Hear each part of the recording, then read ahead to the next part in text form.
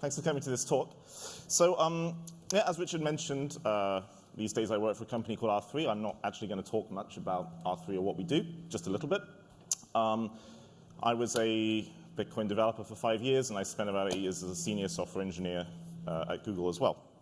So I want to talk to you today about the automatic economy. And what is the automatic economy? Well, you know, it's worth asking at the start of this talk, what, you know, is it meaningful? Is it even worth asking the question of what you get if you mix AI and blockchain technology? We have to ask this question. You know, we have to think carefully about what we're thinking. Are people talking about this because it sort of feels right, because they're buzzwords at the same time? And it's sort of motivated reasoning, wouldn't it be? It's poor reasoning to think about this topic because people are talking about them at the same time. But I think there are interesting things, actually, that you can do with a combination of both. And I gave a talk on this very topic in 2013. Back then, people didn't really talk about blockchain. It was only Bitcoin. So the talk was on the combination of Bitcoin and AI. But it's something that I've sort of remained interested in ever since. So, you know, there's this... the basic idea here, right, is if AI automates decision-making, and that's a pretty simple definition of what it does, and if blockchains automate business, and that may be a definition you don't quite agree with, but I'll talk about why I'm using that definition in a second, then what do you get if you mix them? You get automated business decision-making. And that's the idea I want to explore today. You know, what happens if you put AI in charge of business, which isn't really possible today. It's very difficult to do that, but with blockchain technology, if it takes off in a big way, then we'll be able to do that. And you know, what happens if you replace business makers with robots? Well, you start to replace managers at companies, right? And I kind of like that idea because, well, it seems only fair that after so many years of replacing workers that managers should get a taste of their own medicine, doesn't it? Like, managers are highly paid. Why wouldn't companies want to replace them with machines? So this is the idea that sort of interests me. In the past talk I gave in 2013, I talked about consumer use cases, so cars, self-driving cars that own themselves, which raise money through charging for rides, like through an Uber-type app, and then like have babies because they can pay the factory to make more cars, and they sort of replicate and die and things. So that was fun. That was consumer sort of AI and blockchain, and this one is going to be about business and AI and blockchain, because that's sort of what I work on these days. So I want to argue the case for why I'm going to focus on business and not consumer use cases. So there's consumer blockchain tech like Bitcoin and Ethereum, and I worked on it for a long time, so it pains me to say this, but frankly, you know, it's obviously struggling to gain traction. The price has gone up a lot, but usage has gone down, actually, in some of these things. There was a lot of community infighting. Years of time were lost. Not many compelling end-user features were added to compensate for this lost time, and you know, the traditional centralized financial systems didn't stand still in this time either. You know, we have contactless payments and things these days, which are quite a good user experience compared to traditional Bitcoin wallets and things. So, you know, there's a lot of speculation and fundraising, but there's not that many actual real-world payments being made on these systems. But derivatives of these systems, derivatives of Bitcoin and Ethereum and so on, are finding a home in business, and that's where the real action is taking place these days. And if you ask me, well, that's why I'm working in that area now. You know, and the reason it's being quite successful in this space is that historically IT as an industry has successfully automated things within an organization, but it's really sucked at automating between organizations. The canonical example of this is the US healthcare system, where doctors and insurance firms and so on often have like nice integrated IT systems, but the moment medical data crosses organizations, they use fax machines. And the whole US healthcare system still runs on fax, which is ridiculous, isn't it, right? But that's how it's worked, because people haven't automated between firms very well. Now I'm the lead engineer on Corda, which is, I'm not going to talk about it much, but it's basically the R3 blockchain platform. It's doing pretty well. We've got a lot of companies building apps on it for other companies.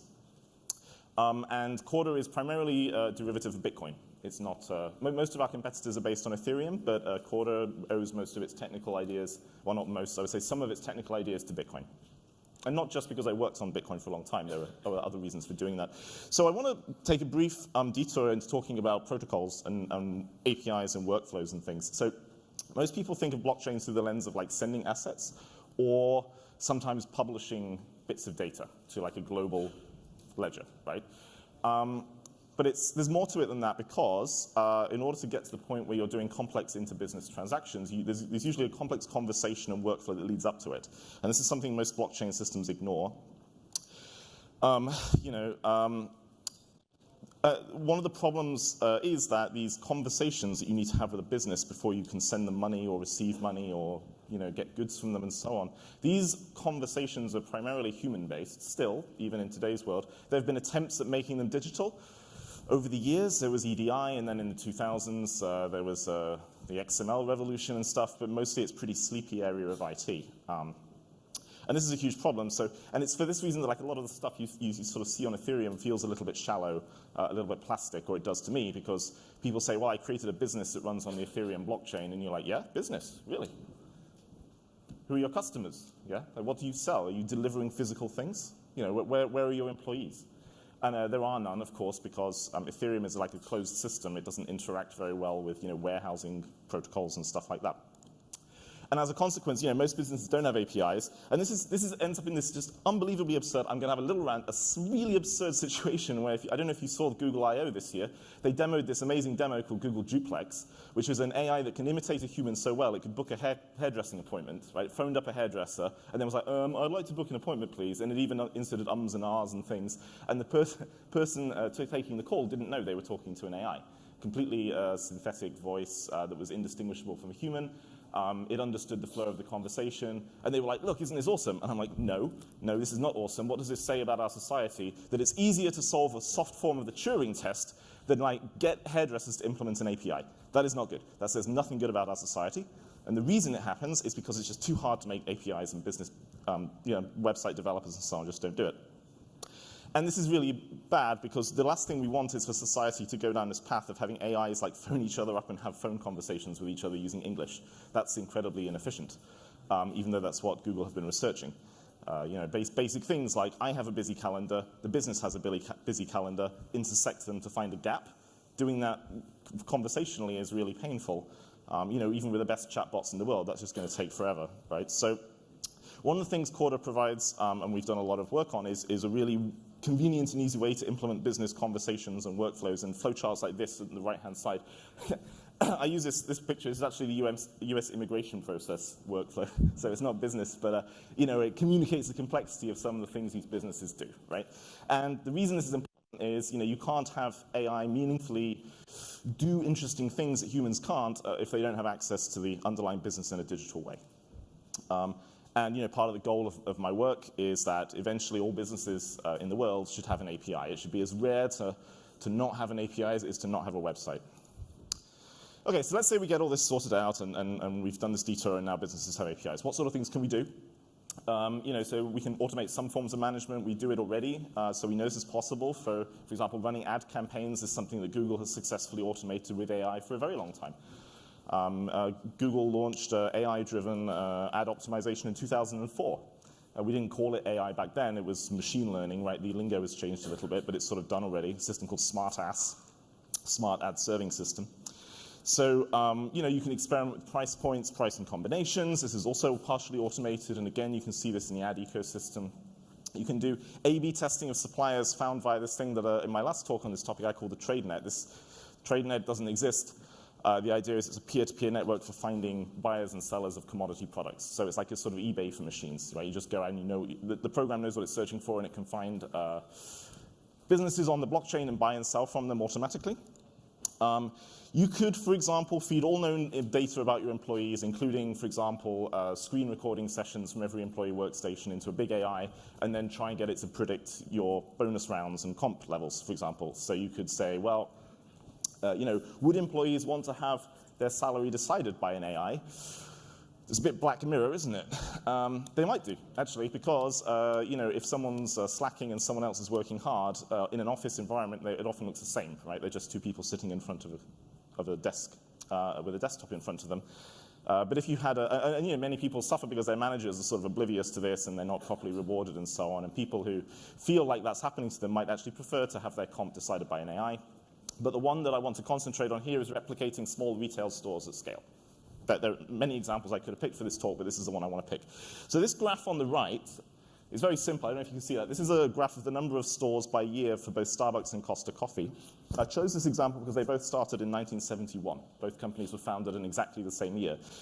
I'm actually not a coffee drinker myself. To me, Starbucks and Costa Coffee look pretty similar. I don't know if there's a big difference in the coffee or anything, but to me it seems they're both pretty similar businesses. But what you can see on this graph is that Starbucks has about 26, 27,000 stores, right, versus Costa, which has like 6,000 or something. And the big difference between these two businesses is clearly not their coffee, I would assume. Starbucks' core competency is logistics and scaling management very fast. There have been periods in Starbucks history where they opened more than one store every single day. And if you think about how difficult that is, or to scale management that fast, then that's a pretty impressive feat. But does it have to be done by people? Maybe not. Right? So here are some of the steps involved in setting up a new store. If you're doing a retail expansion, you've got to choose location and acquire the land, and there's a lot of decisions that go into that. You've got to import equipment, set up your supply chains, register with a company, with the local, with the government, and pay taxes and run ad campaigns and so on. And all these things are technically automatable. For example, a lot of the companies R3 works with are doing projects like land registries, the financial, there's some experiments being done with the Financial Conduct Authority in the UK about registering businesses via blockchain protocols and so on, and of course running ad campaigns. That's AdWords right there, right? Online advertising. So what you can imagine, and I'll get to the philosophical questions in a second, but what you can imagine is like a product like, I don't know, Franchiseo 2000 or something, where you set up one or two stores and you kind of get the concept working and you figure out how you want it to look, and then you push the button and you just keep shoveling money into this thing in some blockchain-based monetary account with tokens or whatever, and it just keeps opening stores for you. And the more money you put in, the more stores you open, and you could go from like 3 stores to 25,000 stores if your business is really successful in like 4 years instead of 40 that it took Starbucks. And we can imagine this would radicalize competition in the retail sector on the street, right? So, okay, let's ask some philosophical questions about this stuff, right? Like if a program could run a business with enough sophistication to automatically scale up Starbucks, but it hardly used neural networks at all, would it still be an AI? And the reason it's worth asking this question is because actually, so I worked on a bunch of things at Google, and one of them was anti-hacking, like heuristic detection of attacks against people's accounts, and then another one was bot detection. And actually, for both of those projects, I chose not to use AI or machine learning for a whole bunch of reasons. But it was still automated decision making on a large scale. So was it AI or was it not? It's a bit of a weird question. Anyway, the reason this matters is we want to think about intuition in business, right? Today, businesses, they typically try to avoid relying on intuition as a way to make decisions, right? Because it's hard to scale. How do you, if you've got one guy who just gets business and he just always makes the right decisions, how do you scale that up if you want your business to grow? What if the guy dies? What if he just turns out to be wrong one day? How do you explain that to your shareholders? People want accountability and explanations. Gifted managers might get poached by your competitor, and then your secret to your business success walks out the door. There's all kinds of reasons why businesses don't like this. So you tend to see intuition-based decision-making at like CEO level, right? But you don't get away with it at middle management level, and you certainly don't get away with it if you're just a worker. And that's why you get lots of the Toyota way kind of efforts, where people try and write down what is it that our company does differently to other companies, so they don't rely on intuition anymore. But if you trained an AI to make your decisions, and then you had like robotic management, then you would have something that could be backed up, it could be scaled up, right? You just run more copies of it. It could even be protected legally as intellectual property. So now the secret to your success can't walk out the door anymore, can't go to your competition, it's just running in a computer somewhere. And so as a consequence, if you could somehow encapsulate the essence of your business in a trained probability model, that would have a lot of interesting advantages for business. But there is one huge problem with trying to make this work. Well, there are a lot of huge problems. This talk is largely sci-fi, by the way. Don't take anything I say too seriously. But if it goes, one problem with this is if it does go wrong, who takes responsibility? It would have to be a human, right? It would have to be like the guy who runs the company, or the woman who runs the company. It would have to be a CEO, perhaps, or some very high-level person. We can think if this trend were to happen, right? If AI management did become valuable because it's scaled and can be backed up and so on, then eventually it'll be scaling beyond the ability for humans to tightly supervise it, because there won't be enough humans left in the company to do so. But if it's doing a good job, we kind of want it to keep scaling, because that would be neat. If it's working well, why wouldn't we want to keep doing more of it?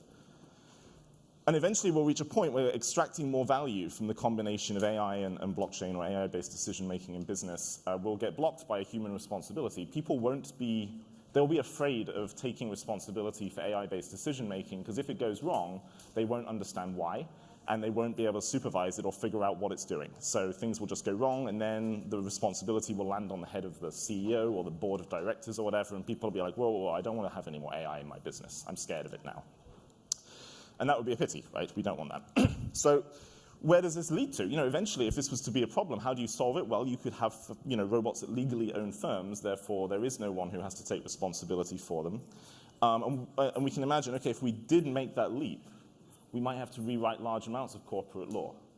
For example, laws about, anti-corruption, do they apply to robots? It's not really clear they would make sense to audit robots for like anti-corruption and things. Gender discrimination, presumably a robot wouldn't engage in that sort of thing because it's driven by profit, I guess. So, it does not there's a lot of laws on the books that to do with human decision-making that might not apply in such a world. So we might end up wanting to have laws specifically for robots. Okay, so that I want to, my last couple of slides, I want to talk a little bit about bottlenecks. This is really the last one. So it's very important to remember when talking about AI that the results that you see in the news and in the media, they are the best of moments, right? You're seeing the absolute best results from AI research, but there's a lot of stuff in AI research that results in stuff that doesn't work very well. You've got a lot of problems trying to make it work well. There's low quality, low volumes of data, especially in business where it's all locked in Excel spreadsheets and things. Can't explain its decisions. Already talked about that. Reinforcement learning agents require, they need a space in which they can learn and make mistakes and go back and try again. But the free market isn't really like that, right? If you make a mistake, you're out of business. And as a consequence, it ends up being hard to beat humans in many settings, right? It's beating humans is extremely difficult for most AI. Now this thing on the right is actually a video. I don't know if you can click it to make it play. If you guys at the back can do so. I thought I'd have a mouse, but I've only got a clicker. So this thing on the right, while they're trying to poke it to make it work, this thing is a thing called half cheetah. What you're seeing is a robot, simulated robot, where an AI gets to control the muscles in the legs. And I don't know if if there's oh, yep, I see a mouse. Is it going to be able to? Yep, there we go. You've got it. Just click on the play button. There we go. So half cheetah is a reinforcement learning agent, and you can see that it learns it can move forward by flipping itself on its back and then doing this idiotic breakdance motion. Right? Now, you can go online and find videos of half cheetah really learning to run like a cheetah, but in this case, it sort of got off to a bad start, but learned that it could still make progress. In AI, this is called a local minima because of the mathematics of gradient descent, but you might know it better as the innovator's dilemma. You start out with something that works, and you kind of get stuck in thing that works kind of okay, and every change you can make makes it worse. But there's a way you could do much better if you go back to the start and go all over again in a totally different direction. It's not the guaranteed that AI will be better than humans ever. We should remember that. Do you want an AI that's stupid running your business? I'm not sure you do. So worth remembering amongst all the hype. Okay, thank you. That's my talk, and I think now it's time for a panel.